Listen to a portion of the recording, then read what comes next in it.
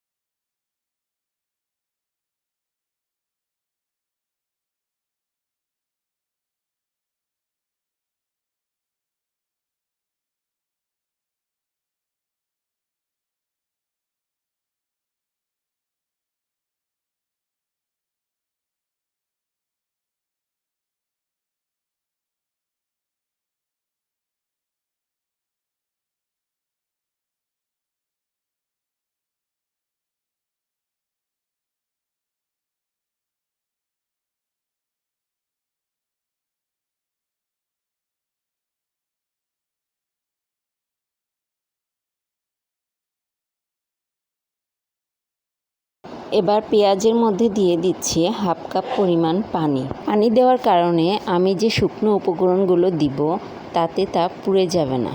এবার এর মধ্যে হলুদের গুঁড়া ও মরিচের গুঁড়াটা দিয়ে ভালোভাবে নেড়ে নিচ্ছি।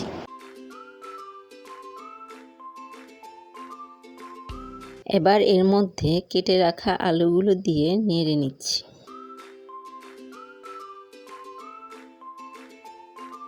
এই পর্যায়ে স্বাদ অনুযায়ী লবণ দিয়ে দিচ্ছি।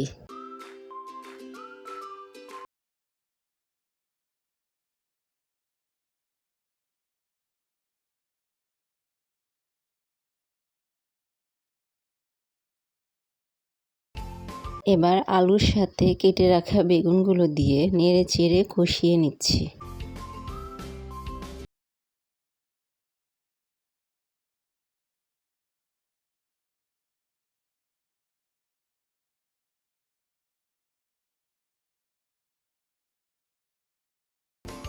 এই পর্যায়ে আলুর সাথে ভেজে রাখা কুমড়ো বড়িগুলো দিয়ে সবগুলো উপকরণ ভালোভাবে কষিয়ে নিচ্ছি।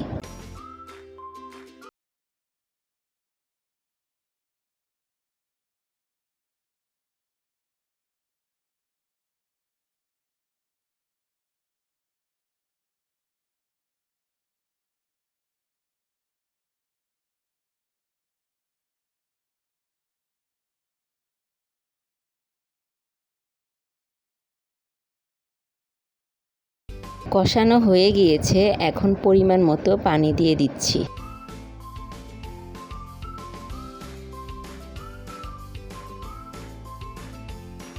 এখন ঢাকনা দিয়ে ঢেকে দিচ্ছি 15 মিনিটের জন্য। 15 মিনিট পর ঢাকনাটি উঠিয়ে ভেজে রাখা মাছগুলো এক এক করে দিয়ে দিচ্ছি।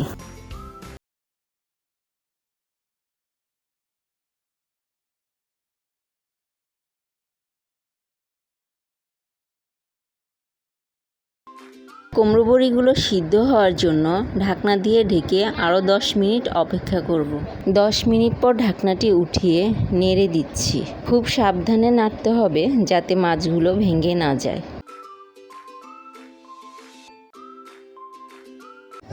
এবার 4-5টি কাঁচামরিচ ধুয়ে দিয়ে দিচ্ছি।